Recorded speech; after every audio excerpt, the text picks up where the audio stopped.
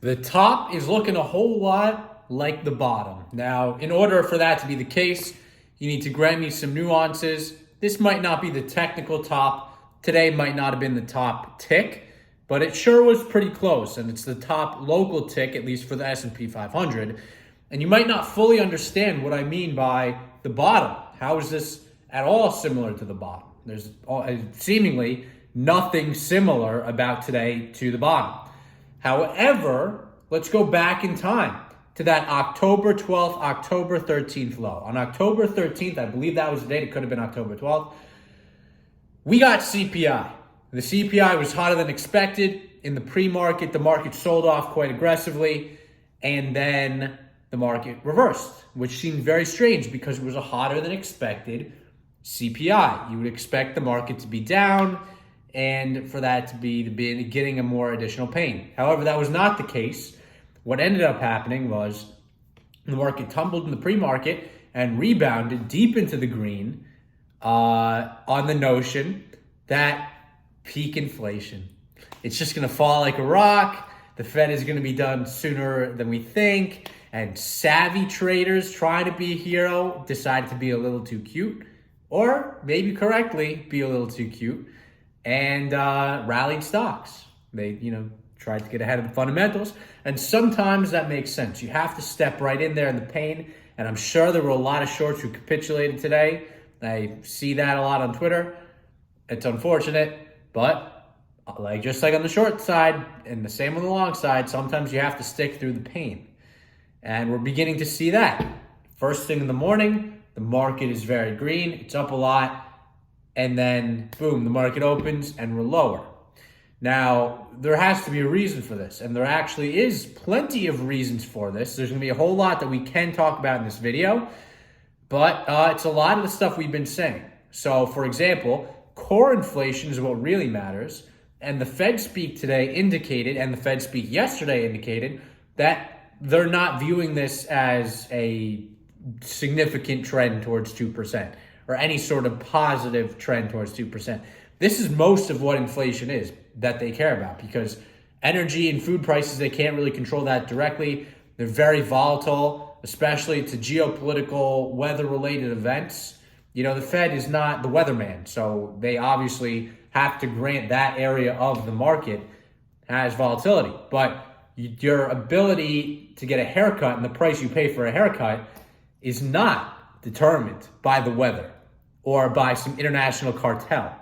So the Fed can control that because that's a very, broad market, very efficient market that is spread out throughout the country. So that goes into core inflation. They actually cite haircuts quite often. So I'm using their example there. And core inflation is remaining quite hot. It ticked up on the year-on-year headline, ticked down slightly on the month-on-month after several months of ticking up, 4 months in a row of ticking up.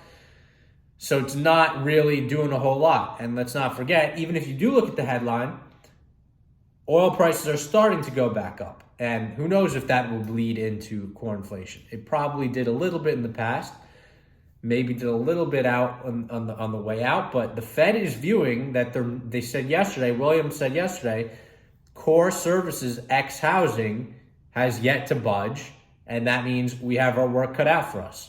Barkin today said he didn't even try to shed any light on the CPI, said inflation came in about as expected, and we're going to have to keep working because inflation's not coming down, core inflation is not coming down, it's very sticky. And specifically said, we're not going to, the market is trying to celebrate inflation. That's exactly what it did in the October low, was immediately claim peak inflation, time to celebrate.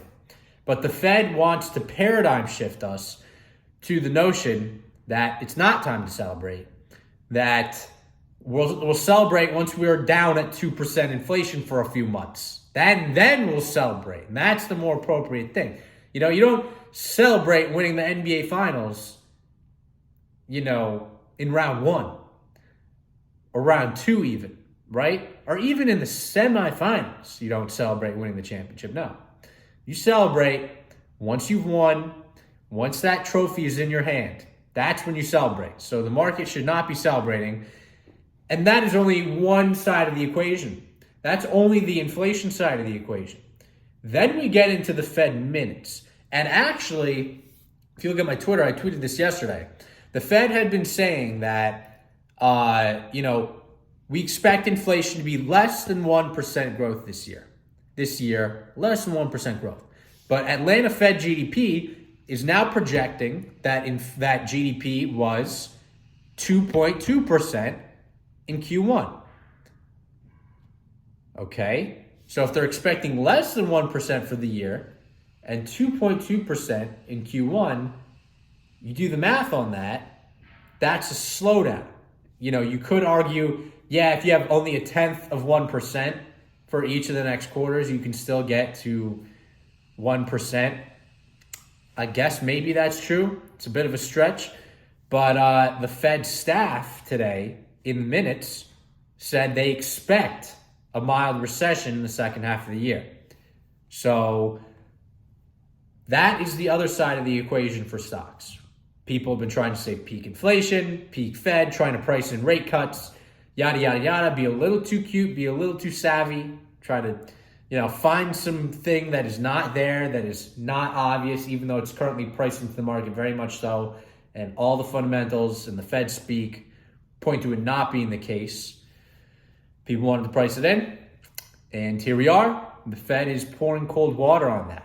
However, the sell-off might only just be beginning because the bond market is still not budging. The 30-year, I'll give the 30-year some credit for acting with some good behavior and rationality today. The 30-year closed on a higher yield today. It closed above the pre-CPI level. I believe it's the only yield that can say that, which is strange because it's the 30-year.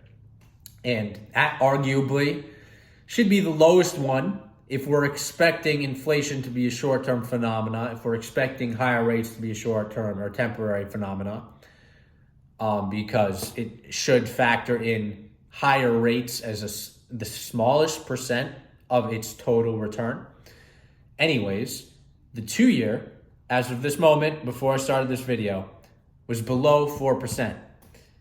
This is what needs to change. Big time change in this area of the market.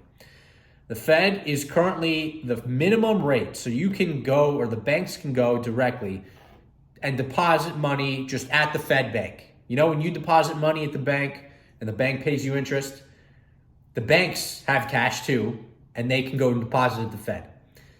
So that should technically, in theory, be the lowest interest rate available. It's not. A lot of the banks pay you basically nothing, but what they're doing is they're paying you nothing and putting their money at the Fed for 4.75 to 5%. That is the Fed funds rate. That is the Fed rate right now.